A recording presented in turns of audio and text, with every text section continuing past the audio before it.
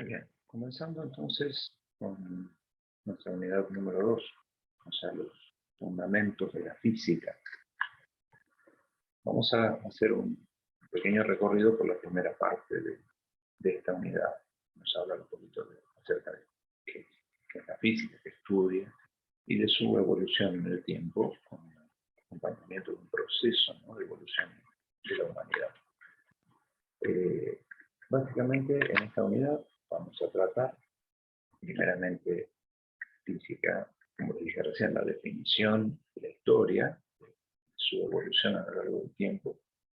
Después vamos a ver un bloque dedicado a hablar de magnitudes y unidades, donde vamos a tratar distintos tipos de magnitudes y sus correspondientes unidades, y en particular el sistema que rige en nuestro país, coincidente con el sistema internacional de medidas, se llama SIMELA, Sistema Métrico Legal Argentino. Posteriormente, después que hablemos de la física, las magnitudes y sus unidades, vamos a hablar un poquito de dinámica, el movimiento de los cuerpos y sus causas. Y por último, vamos a hablar sobre trabajo, energía, potencia y el principio de conservación de la energía, que es un poquito lo que rige todo esto. Muy bien, entonces, comencemos por el principio. ¿De qué trata la física? La física es la ciencia que estudia la naturaleza en general y los fenómenos que ocurren en la naturaleza. Básicamente hay todo tipo de fenómenos que nos rodean, con los cuales convivimos diariamente, que están regidos por un conjunto de leyes y de cuestiones que están vinculadas con el estudio de la física. Desde la caída de un cuerpo, la velocidad de un vehículo que está pasando, la fuerza que hacemos para realizar determinada actividad, la energía que consumimos a nuestras computadoras y teléfonos mientras estamos haciendo este video, todo eso está vinculado con la física, con el estudio de la ciencia física. Así que, básicamente, todos los fenómenos de la naturaleza son el objeto de estudio de la física. Pero esto llevó su tiempo, obviamente, ¿no? Esto no fue instantáneo, automático. Y entonces vamos a empezar a andar un poquito este camino, ¿cierto? Entonces, como resumen de esto que dijimos antes, la física estudia distintas cuestiones. Estudia la materia, cosas, la energía, o sea, el intangible que se relaciona de los sucesos, los fenómenos de la vida cotidiana que nosotros observamos, la ocupación del espacio de estos objetos, de esta materia, de energía, y el tiempo que transcurre, son todos elementos que forman parte del estudio de la física, son los elementos fundamentales que hacen al universo y su funcionamiento. Y lo otro que estudia la física es las interacciones fundamentales entre estas distintas cosas. Y en esto, a lo largo de la historia, ha habido mucho cambio, mucho avance, vinculado con la relación, la interacción entre estas cuestiones fundamentales. Muy bien, vamos entonces a comenzar un poquito por la historia de la física, la evolución, pero no porque necesitemos conocer el dato histórico, digamos, sino por la evolución del pensamiento humano. A ver, básicamente el desarrollo científico generalmente viene de la mano y surge en la historia de la humanidad cuando empieza a haber necesidades concretas que nos necesitaban una solución. Así, allá 3.000, 4.000 años antes de Cristo y más también, empiezan a aparecer estos pensamientos científicos, ¿no? Esta evolución, por ejemplo, para el cultivo de la tierra. Empiezan a aparecer trabajos como la hidráulica, ¿no? El hacer llegar agua a los cultivos, como en el antiguo Egipto, y el tema de la creciente y la bajante del Nilo, y el aprovechamiento del agua cuando el río crecía para poder cultivar una tierra que era fundamentalmente árida. Y esto transformó la tierra.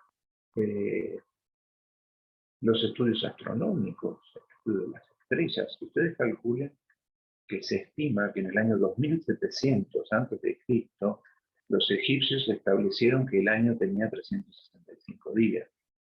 Y esto surgía de la observación de las estrellas y del sol y de los movimientos de esta sucesión de fenómenos cotidianos, y de su estudio empiezan a surgir este tipo de conclusiones, que surgen un poquito de la observación y que se pierde después en la evolución del pensamiento físico, se pierde durante mucho tiempo esta cuestión de la observación como base de, el estudio de la ciencia física. Muy bien.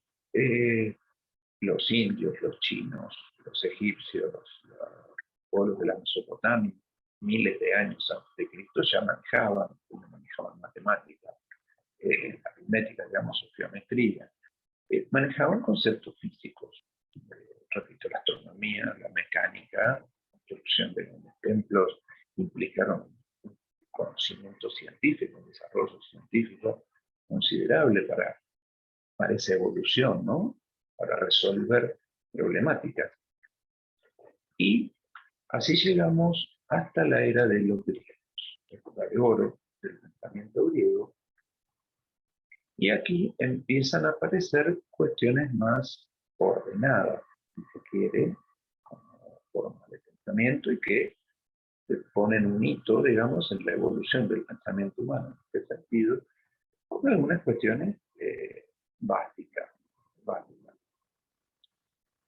Dentro de los griegos, podríamos decir que Tales de Mileto, que figura en primera posición por aparición histórica, fue considerado el primer científico de la humanidad.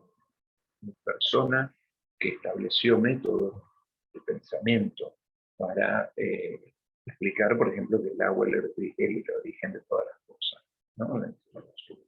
Su principio y postulado en esta línea de trabajo de tales, que de la mano con la matemática, con la geometría, con la astronomía, con la filosofía, a la par de todo esto, empiezan a plantear cuestiones que hasta el momento no habían sido analizadas como tal. En esta secuencia aparecen muchos personajes, o sea, muchos nombres de los pensadores griegos famosos están vinculados porque, repito, la filosofía, que era la fuerte de la impronta del pensamiento griego, iba de la mano con la matemática, la geometría, toda la ciencia. Entonces, no nos sorprende que esta gente hacía las dos cosas en paralelo. Y en esa larga lista de personajes conocidos, de nombres, aparece Demócrito.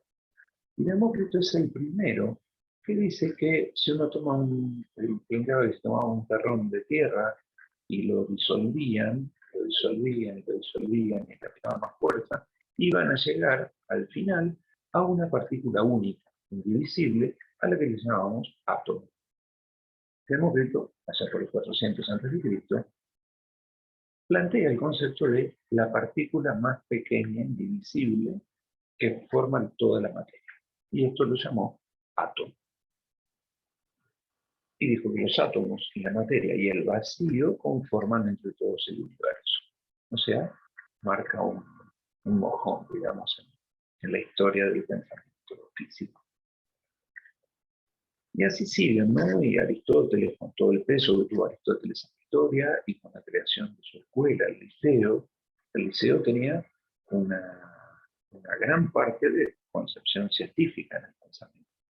¿Sí? En aquella época, ese liceo marcaba un montón de pautas del pensamiento científico. Ya va a volver a aparecer Aristóteles en nuestra historia. Y así muchos. Nosotros hemos nombrado los fundamentos de la matemática a Euclides, padre de la geometría, también de aquella época, Arquímedes, el famoso empuje, ¿no?, de Eureka, con estudios de hidráulica, de estática, de óptica.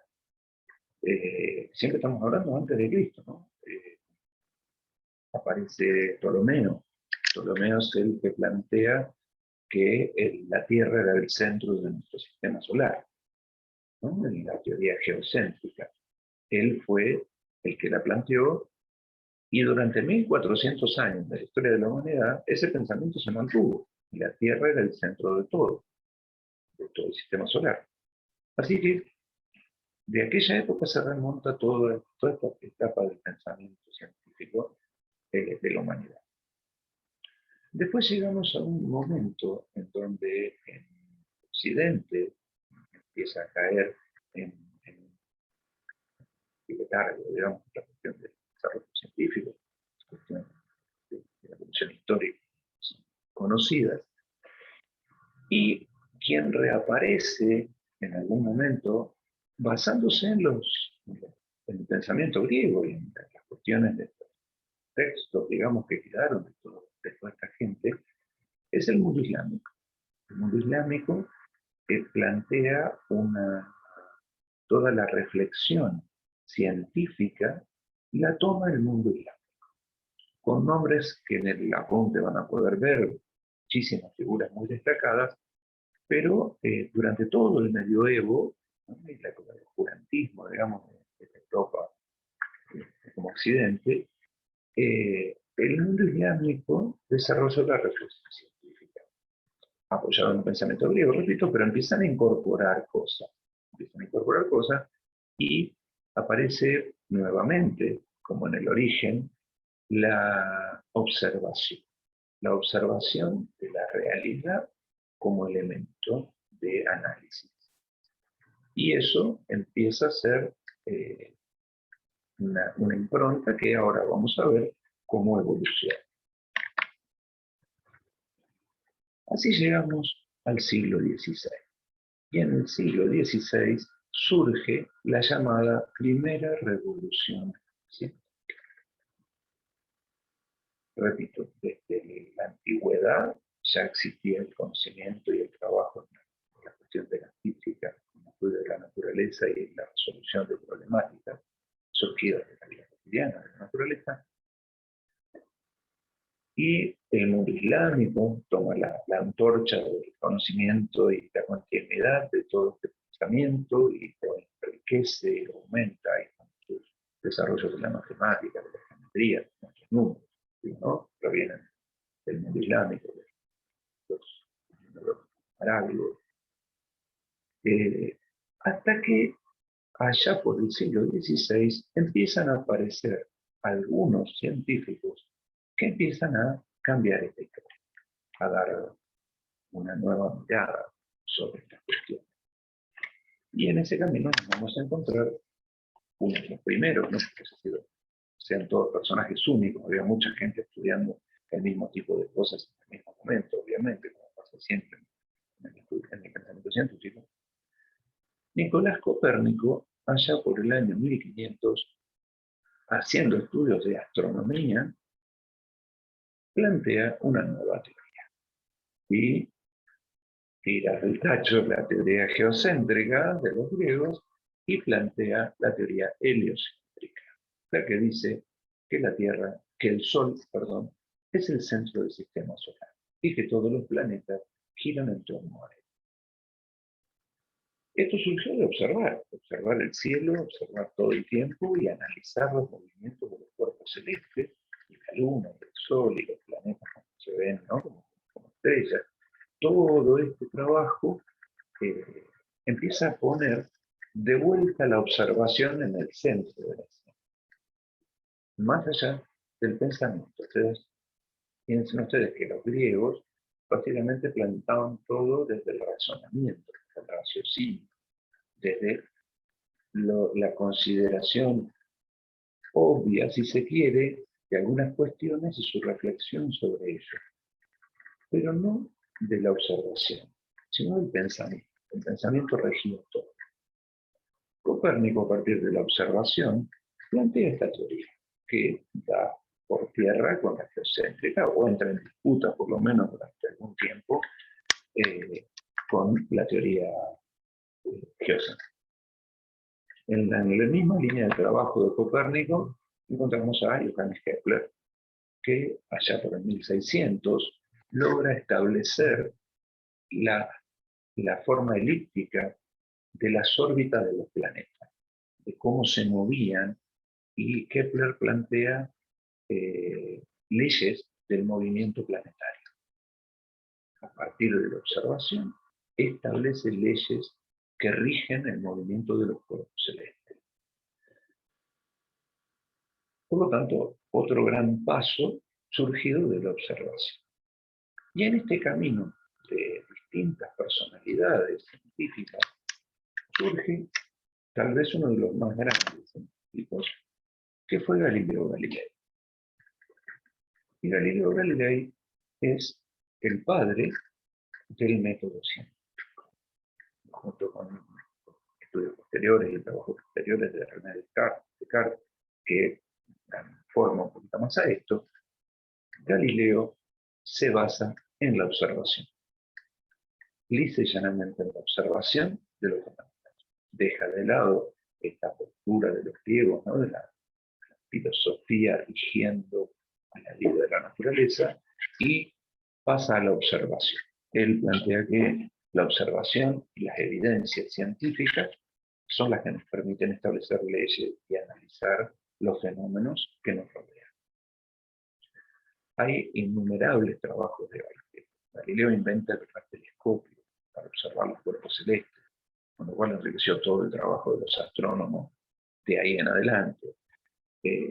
Crea el método experimental, el método científico.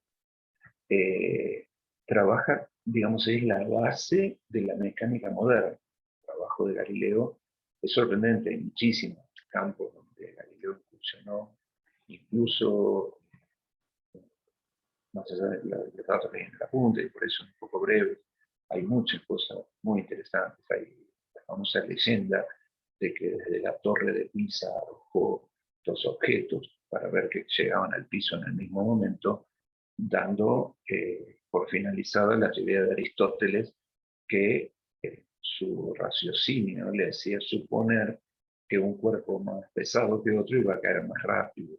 Y Galileo demostró que no.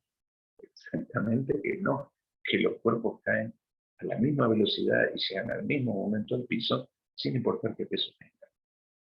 Lo cual parece antiintuitivo, ¿no? Entonces, acá hay una clara demostración de cómo el método científico empieza a reemplazar el pensamiento como única base del análisis de la realidad.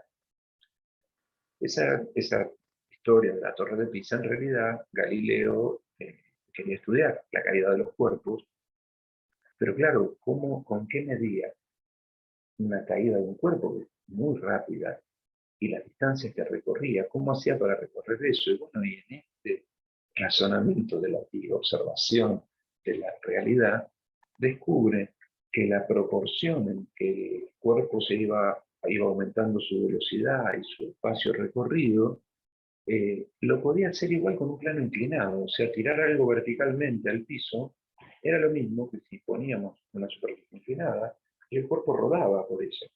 La variación de los espacios recorridos por el tiempo empleado cumplía la misma regla que tirarlo vertical. Y entonces hizo un plano inclinado, bastante inclinado, y así pudo medir. Y si ustedes lo googlean y lo buscan, van a encontrar la foto porque está en un museo ese plano inclinado. El plano inclinado que tenía unas campanitas y que medía el tiempo con un reloj de agua, con una closidra. Existe, es real. La leyenda era la Torre de Pisa. La realidad es que él experimentó y construyó herramientas para sus experimentos, que aún existen, increíblemente, ¿no?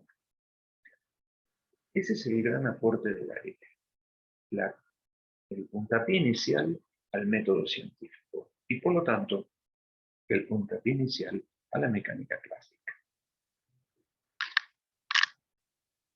Galileo decía que las matemáticas son el alfabeto con el cual Dios ha escrito el universo.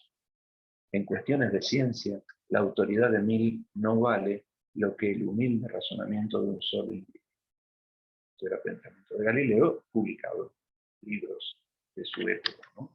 Fue realmente una personalidad notable y uno de los científicos más importantes de toda la historia.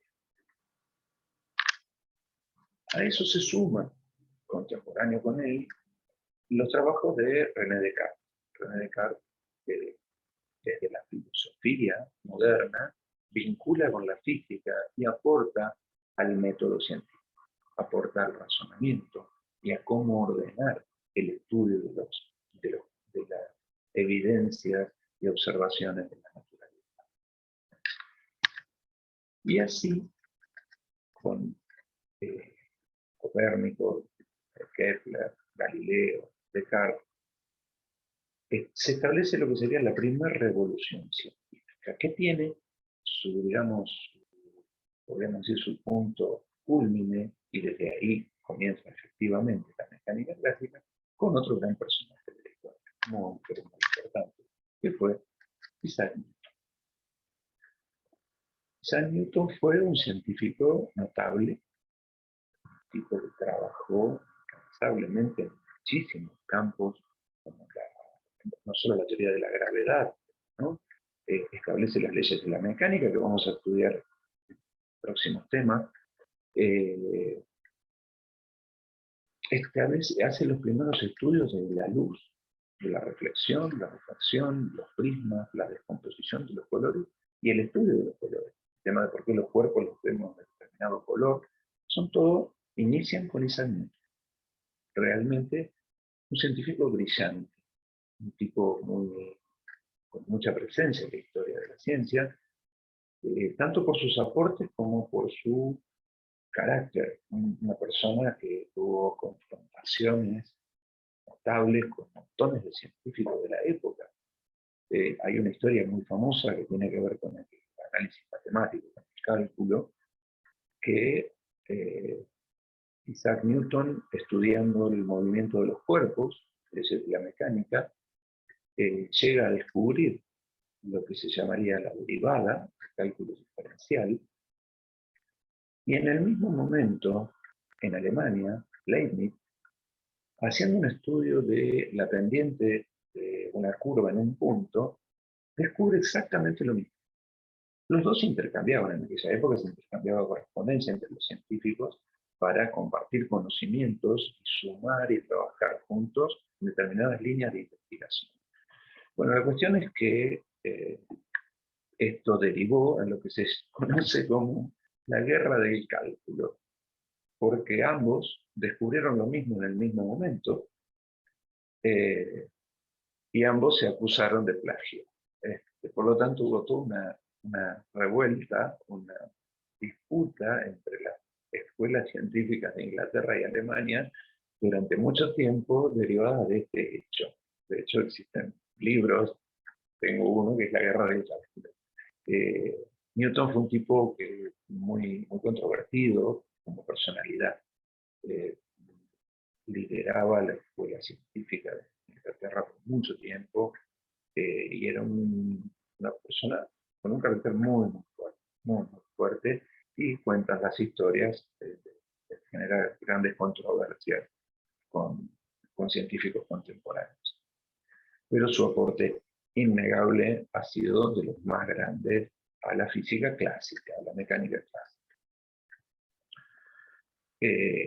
Esto está ocurriendo ya por el año 1700, ¿no? Principios del siglo XVIII. Publica un libro en donde, entre otras cosas, están los principios fundamentales de la mecánica, esto ya lo mencionaba, lo vamos a ver en los próximos temas, y la ley de gravitación universal. Todo esto está en este libro, La filosofía de la naturaleza, principios matemáticos, que es la obra cumbre, digamos, de Newton, que tuvo, como les dije, muchísimos aportes en muchísimos campos. Muy bien, así que toda esta primera revolución científica, la que rompe con los postulados de la escuela griega, digamos, deriva en dos cuestiones básicas: el método científico y el pensamiento matemático asociado a la interpretación de los fenómenos de la realidad. Todo esto es lo que da pie a la física clásica, la cual comienza en esa época y se prolonga en el tiempo. Y tiene un quiebre con la etapa de la evolución del pensamiento de la física, con la segunda revolución científica. La segunda revolución científica viene de la mano de, estamos hablando del siglo XX, básicamente fines del XIX, sobre todo principios del siglo XX, viene de la mano de muchos nombres, de los cuales a veces conocemos los nombres, pero no las caras, salvo la de Albert Einstein, porque trascendió todos los límites de la ciencia en sí mismo, una personalidad muy destacada de la historia de la humanidad. Albert Einstein plantea su teoría de la relatividad especial y la general, pero plantea muchas cosas más, muchísimas cosas más. Y empieza a meter, por un lado, el concepto de la relatividad, que surge vinculado mucho al movimiento, pero en realidad fue mucho más allá de eso. Y el punto más fuerte de esto, por lo menos en cuanto al conocimiento de la gente de Einstein, tiene que ver con la famosa formulita E igual m por c cuadrado. O sea, la energía es igual a la masa por la velocidad de la luz al cuadrado. Esa fórmula vino a revolucionar todo, porque lo que él planteó, hasta ese momento había un principio de conservación de la energía, física clásica pura, y un principio de conservación de la materia, de la masa, que decía que la energía no se crea ni se destruye, sino que se transforma, y la masa no se crea ni se destruye, se transforma. Bueno, Albert Einstein planteó que en realidad la energía y la masa eran la misma cosa. Eran estados diferentes de la misma cosa. Y que había una relación entre la energía, sin materia, y la materia, sin energía. Había un pasaje de una a la otra, que básicamente se producía a velocidades cercanas a la de la luz. Por eso aparece la velocidad de la luz al cuadrado dentro de la fórmula, es la constante que relaciona la energía y la masa. Y esto obviamente da por tierra con la física clásica, con la mecánica clásica. Y empieza todo un nuevo campo de estudio. En paralelo a Einstein, había un montón de científicos que hicieron aportes fundamentales, que se terminan vinculando obviamente con todo esto. Así Lamarre, Hubble, el telescopio famoso que tiene el nombre de este científico, Hubble, es la expansión de las galaxias. El tema de que la Vía Láctea y el sistema se iban expandiendo en el universo, lo cual termina derivando con mucha gente más que siguió aportando allá por fines de los años 60, principios de los 70, con la teoría del Big Bang, la famosa teoría de la explosión original que a partir de ahí toda la materia se va expandiendo y se continúa expandiendo. De la mano de esto aparece Max Planck, que genera un concepto nuevo, totalmente nuevo, y es el quantum. El quantum es un paquete de energía. En esta cuestión de que hay una relación entre la energía y la masa, empezamos a pensar a la energía como objeto, como un paquete de energía. Eso lo llama quantum. ¿Sí? Y así surge la física cuántica. La física cuántica surge a partir de este concepto del cuanto de energía. Pero claro, a partir de esto, otro montón de gente, Heisenberg, Schrödinger, Dirac, un montón de científicos, terminan juntando todas estas nuevas teorías y cosas que estaban dando vuelta y formulando lo que sería lo que denominamos como mecánica cuántica. O sea, de la mecánica clásica pasamos a una nueva forma de la mecánica, que es la mecánica cuántica. Otras personas que aparecen en esto son, por ejemplo, Rutherford. Rutherford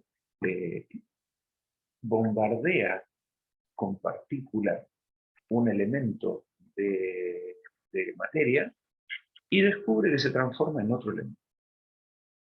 O sea, tomó un átomo de nitrógeno, lo bombardeó con partículas de energía, cuantos, y lo transformó en oxígeno.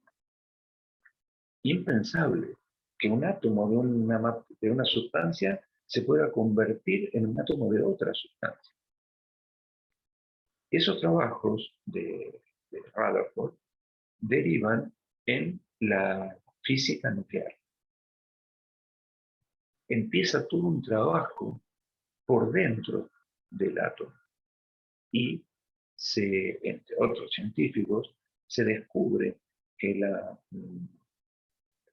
el átomo tiene dentro de sí una enorme cantidad de energía y que si uno lo transforma, lo rompe, lo genera, porque se descubre que hay partículas, o sea, no es una partícula mínima, la más chiquita de todas, es la más chiquita de todas en estado libre, digamos, de un elemento, eso se puede romper de alguna forma y liberar enormes cantidades de energía.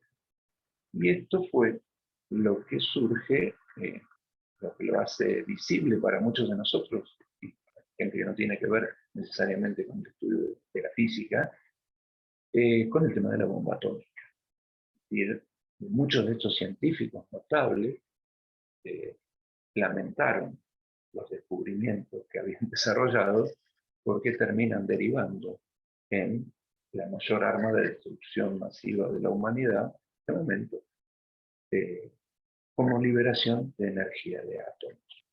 Entonces empieza toda una cuestión filosófica, de discusión entre el descubrimiento de cosas, la evolución científica y para qué se la usa. Obviamente, el único efecto de la energía atómica y todos estos estudios no son atómicas, ¿no? Equipos de medicina de todo tipo que hoy nos ayudan, están basados en el mismo tipo de energía, la generación de energía eléctrica a partir de energía nuclear. Los efectos positivos de todo este trabajo son muchísimo más que los negativos, pero la humanidad es una especie que está siempre dispuesta a hacer algo para destruirse a sí misma, ¿no? Y bueno, eso quedó marcado en aquella época, al final de la Segunda Guerra Mundial, y lo que sucedió después también con amenazas permanentes de destruirnos todos con energía nuclear y con otros desarrollos posteriores. Muy bien, así que la segunda revolución científica viene a dar por tierra con un montón de cosas, pero no anula lo otro, no anula la mecánica clásica, no anula los descubrimientos de Newton y de tantos otros. Tienen cierta complementariedad, porque en realidad lo que ocurre es que el tamaño, las distancias, las velocidades a las que ocurren los fenómenos hacen que la mecánica clásica siga siendo aplicable en un montón de cosas.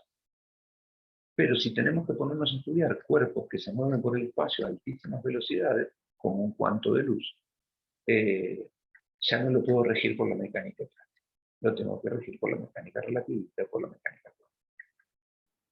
Muy bien, y como ordenamiento de toda esta historia, traté de contarles brevemente y que los invito a investigar un poquito los temas que les ha gustado y a ver el material escrito en el apunte. La física, entonces, hoy podemos dividirla en dos grandes áreas: la física clásica y la física moderna. La física clásica, ¿qué involucra? Bueno, involucra el estudio de la mecánica, ¿no? O sea, la cinemática, que es el estudio del movimiento de los cuerpos sin importar por qué se mueven; la estática, que es lo que estudia el equilibrio de los cuerpos; y la dinámica, que es la que estudia el origen del movimiento de los cuerpos, o sea, por qué se mueven los que estudiamos en cine. De la mano de eso, en la mecánica clásica estaba la óptica ya tuvo trabajos en la antigüedad; la acústica, el estudio del sonido, a partir de Benjamin Franklin, con el tema del pararrayos, ¿no? con el barrilete, Y el primer estudio de la electricidad vino de la mano después del estudio del magnetismo y del estudio de otras variantes, la luz, ya de Newton en adelante, ¿no? Todos esos estudios terminan convergiendo en lo que se llama electromagnetismo. Y acá no lo marqué porque es parte de la mecánica, pero la hidráulica, el concepto de los líquidos, de los fluidos, y por último la termodinámica, porque en un momento de todo este camino aparece la físico-química, o sea, el estudio de la materia y sus transformaciones, uniendo fenómenos físicos con fenómenos químicos, que nosotros vamos a estudiar en la tercera unidad. Y de todo esto surge la parte del calor. El calor es una forma de energía, y surge la termodinámica, o sea, el desplazamiento de fluidos a partir del calor y la transmisión del calor. Todos estos campos, incluyendo la astronomía y todo lo demás, quedaron comprendidos en lo que se llama la física clásica, que sigue, repito, teniendo vigencia hasta el día de hoy en un montón de campos. La física moderna es la que agrupa la física nuclear, atómica, las partículas elementales, que son las que están dentro de los núcleos de los átomos. Imaginen ustedes el tamaño, muchísimo más chico todavía. La relatividad, que tiene que ver con la velocidad y los desplazamientos a altas velocidades y grandes distancias, y la mecánica cuántica. La mecánica cuántica es una vertiente de bastante complejidad para entenderla. Muchas cuestiones que están involucradas, pero hay una que les quiero referir porque pueden escucharlo o conocerlo, que tiene que ver con la dualidad onda-partícula. Cuando se estudió la luz, todos los estudios de la óptica, digamos, y de qué es la luz, cómo se transmite, cómo se propaga, un montón de fenómenos se pudieron explicar a partir de considerar a la luz como un paquete de energía, una partícula, que se movía en línea recta. ¿Sí? Como si bombardeáramos con una pelotita que es luz. Y a partir de eso, muchísimos estudios de la óptica se hacen como si la luz fueran partículas de luz que van en una dirección recta. Pero hay otro montón de fenómenos de la óptica que no se pueden explicar desde ese lugar, que se tienen que explicar desde otro. Y es que la luz se comporta como una onda electromagnética, una onda inmaterial, en donde van variando valores y se representan como una onda que va atravesando el espacio. O sea que no se mueve linealmente, sino ondulatoriamente.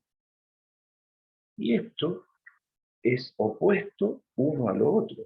No son lo mismo, son exactamente lo opuesto.